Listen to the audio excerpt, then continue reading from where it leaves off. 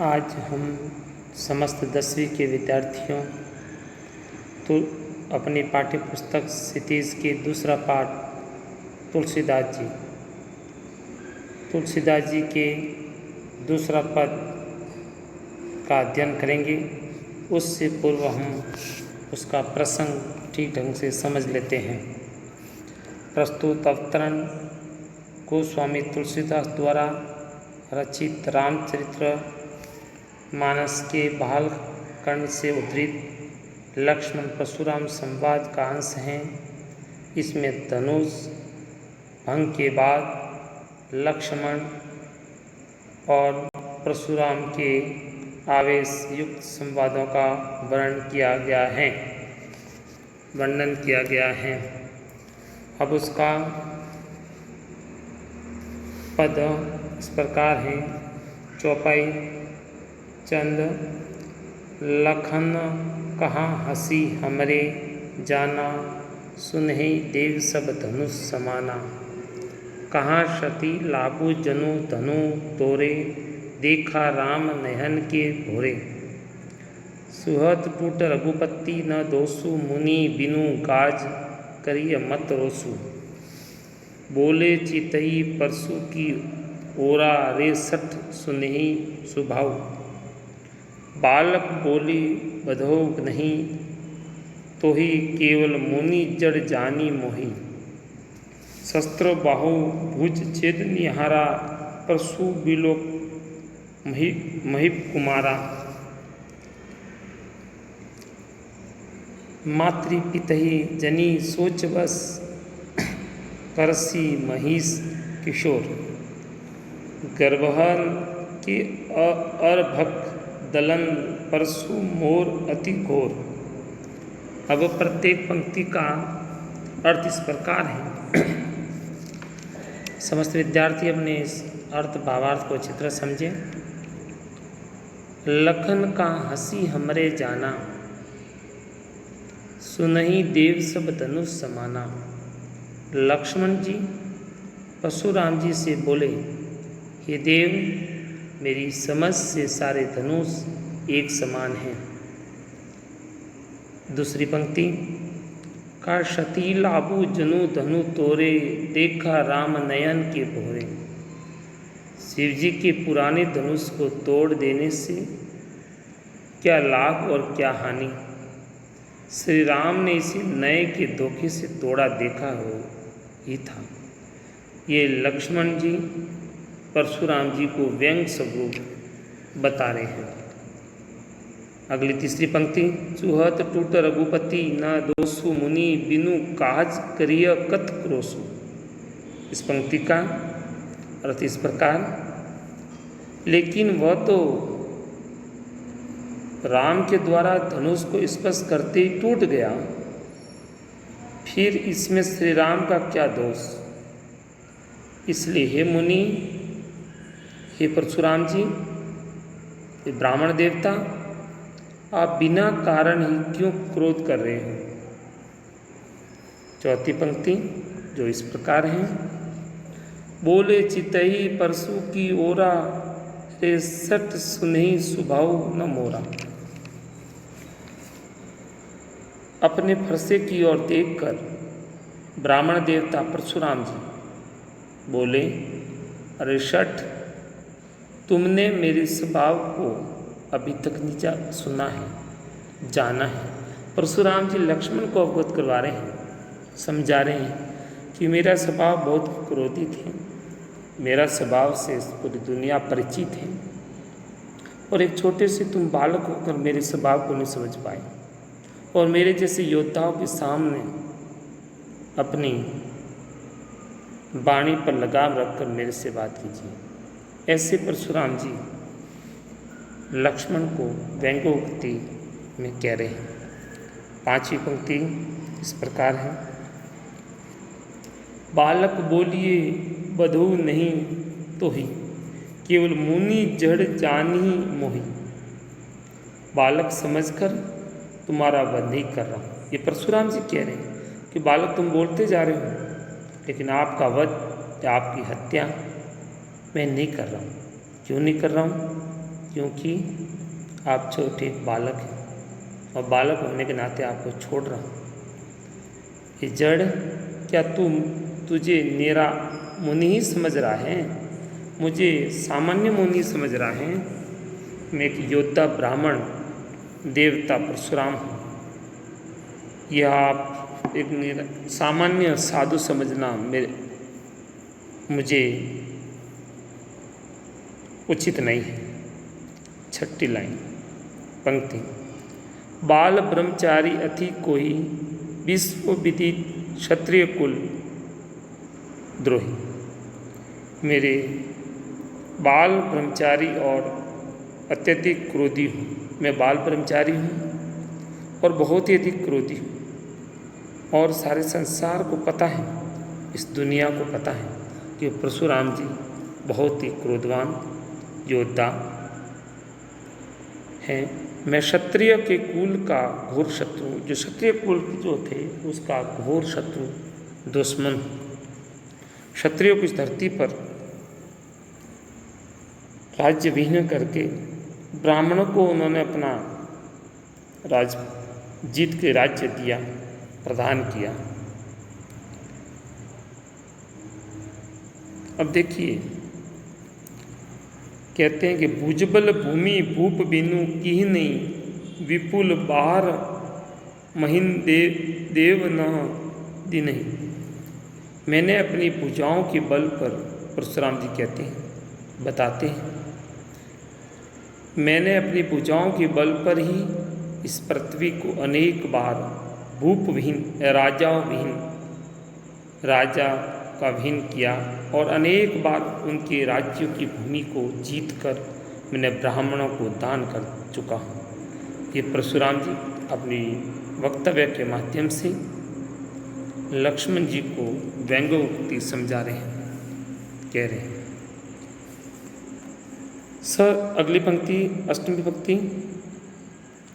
सहस बाहु भुज छेद निहारा, परशु बिलोक महीप कुमारा।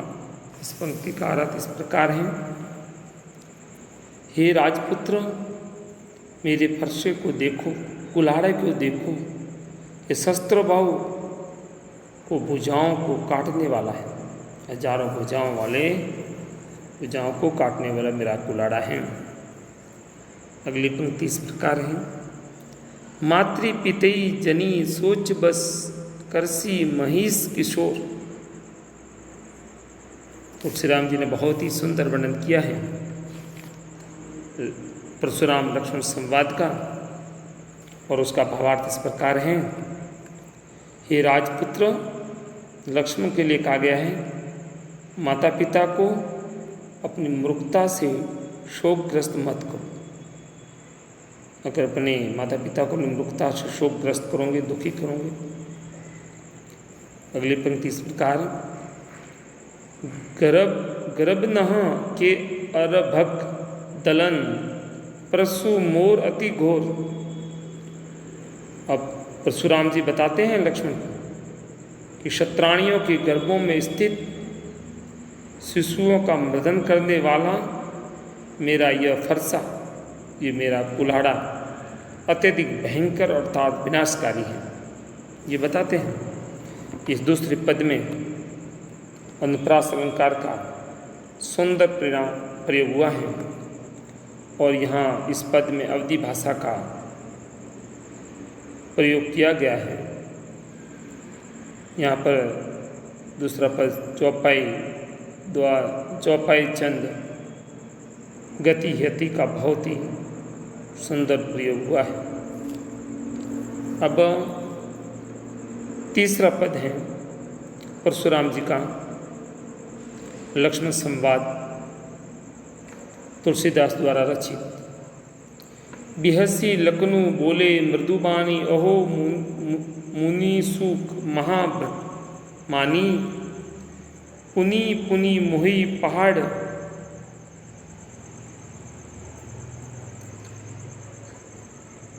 पुनि पुनि मोहि देखा कुठारो चहत उड़ावत फूकी।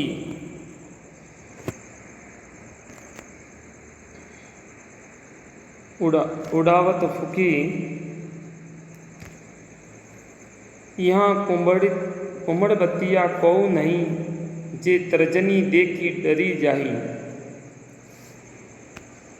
देखी कुठारो सरासन बाना, मैं कछु कहाँ सहित अभिमाना।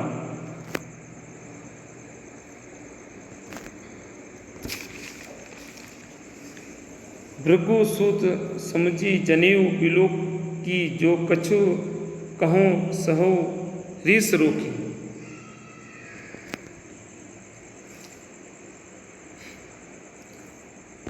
सूर महिसूर हरिजन अरु काई, हमरे कुल इन पर न सुराई।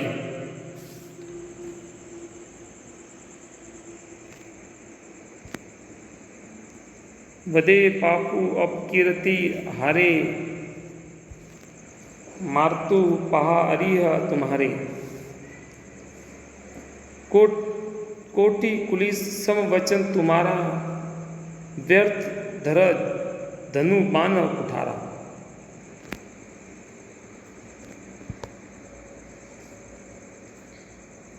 जो बिलो की अनुचित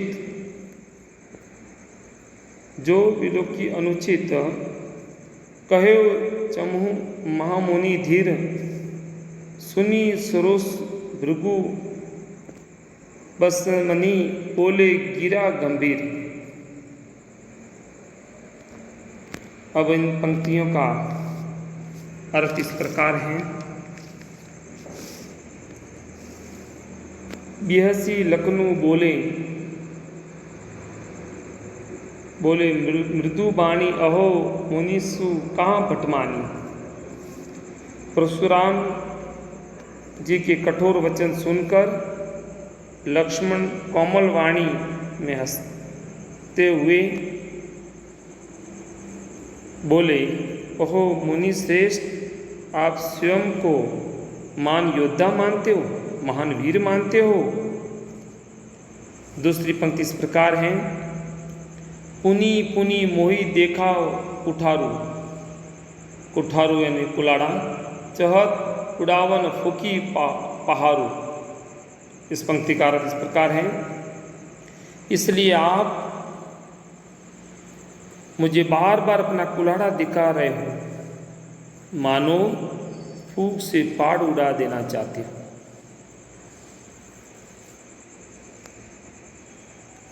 यह अगली पंक्ति इस प्रकार, यहाँ कुंभड़ बतिया कहूँ नहीं, जे तर्जनी देखी डारी जाही। तीसरी पंक्ति का अर्थ इस प्रकार है।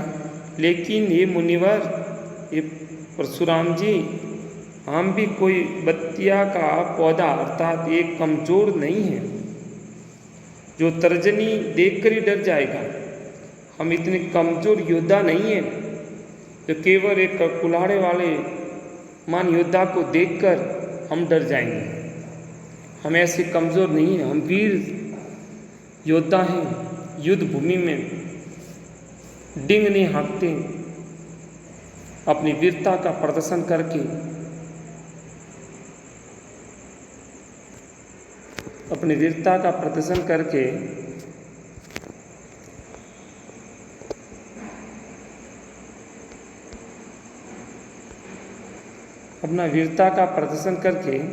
अपनी युद्ध कौशल को प्रदर्शित करते हैं। अगली पंक्ति,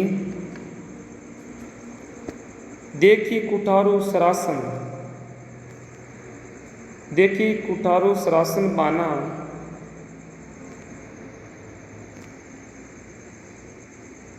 मैं कछु कहाँ सहित अभिमाना। इस पंक्ति का अर्थ इस प्रकार है। मैंने आपके हाथ में कुल्हाड़ा और कंधे पर धनुष बाण देखकर ही उस अभिमान पूर्वक कहा है। अगली पंक्ति, भृगु सूत समझी अजनेऊ बिलोकी, जो कछु कहो सरो रिस रोकी। इस पंक्ति का भावार्थ इस प्रकार है। हे मुनिवर, आपको भृगुपुत्र समझकर और योग्योपवीत देखकर अर्थात ब्राह्मण समझकर आपके द्वारा कही गई उचित अनुचित बातों को मैं अपना क्रोध रोककर सुन रहा हूँ। अगली पंक्ति, सूर महिसूर हरिजन अरु गाई, हमरे कुल इन्हीं पर न सुराई।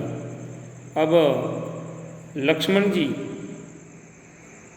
परशुराम जी को बता रहे हैं, क्योंकि हमारे कुल में देवता, ब्राह्मण, भक्तजन तथा गाय, इन चारों पर शौर्य प्रदर्शन न किया जाता है। क्योंकि हमारे कुल में ये बताया गया है कि देवताओं पर, ब्राह्मणों पर, भक्तजन पर और गाय पर इनको न तो सजा दी जाती है, नहीं उन पर वार किया जाता है। और उक्त बातों का प्रयोग करने पर हमको अपयश मिलता है, क्योंकि हमारे कुल में इन पर कभी वार किया जाता नहीं है और इनका प्रतिशोध करने पर हमको शौर्य की प्रकाशता नहीं प्राप्त होती। इसलिए हम अब ब्राह्मण देवता हैं, इसलिए ब्राह्मण देवता पर हम प्रतिशोध नहीं करेंगे। अगली पंक्ति, बदे पापु अपकीर्ति हारे, मारत हूँ पाप परिय तुम्हारे। इस पंक्ति का अर्थ इस प्रकार है, यदि मुझसे आप जैसा ब्राह्मण का वध हो जाए, मेरे हाथों आप जैसे ब्राह्मण का वध हो जाए, हत्या हो जाए, तो मुझे पाप लगेगा। लक्ष्मण जी कह रहे हैं व्यंग्योक्ति में। और यदि आपसे हार जाऊं, पराजित हो जाऊं, तो अपयश मिलेगा, यश नहीं मिलेगा। इसलिए यदि आप मुझे मार भी दे दो तो भी मुझे आपके पैरों में ही पड़ना पड़ेगा।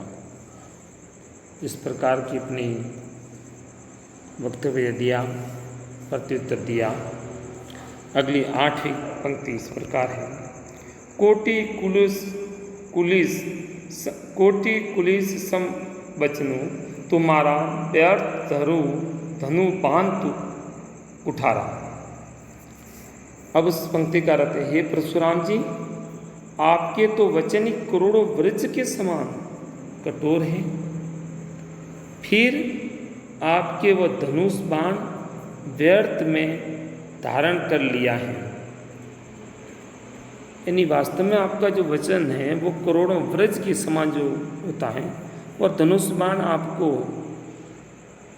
ये धारण करना उचित नहीं लगता। ये लक्ष्मण जी व्यंग्योक्ति में परशुराम जी को प्रत्युत्तर देते हैं। आगे पंक्ति है, जो बिलो की अनुचित कहेऊ जमेऊ महामुनि धीर। अब इस पंक्ति का अर्थ है, इसलिए इन्हें देखकर यदि मैंने कुछ अनुचित कह दिया तो हैं धैर्यशाली महामुनि परशुराम जी, मुझे क्षमा कर देना, माफ़ कर देना। मैंने इस प्रकार का वक्तव्य दिया है। अगली पंक्ति है अंतिम पंक्ति, सुनी सरोज भृगु बस मनी, बोले गिरा गंभीर। लक्ष्मण के ये व्यंग वचन सुनकर भृगुवंश मणि परशुराम जी क्रोध सहित गंभीर वाणी में बोले। इन पद में अनुप्रास, उत्प्रेक्षा अलंकारों का प्रयोग हुआ है। चौपाई छंद की गति यति सुंदर प्रयोग हुआ है।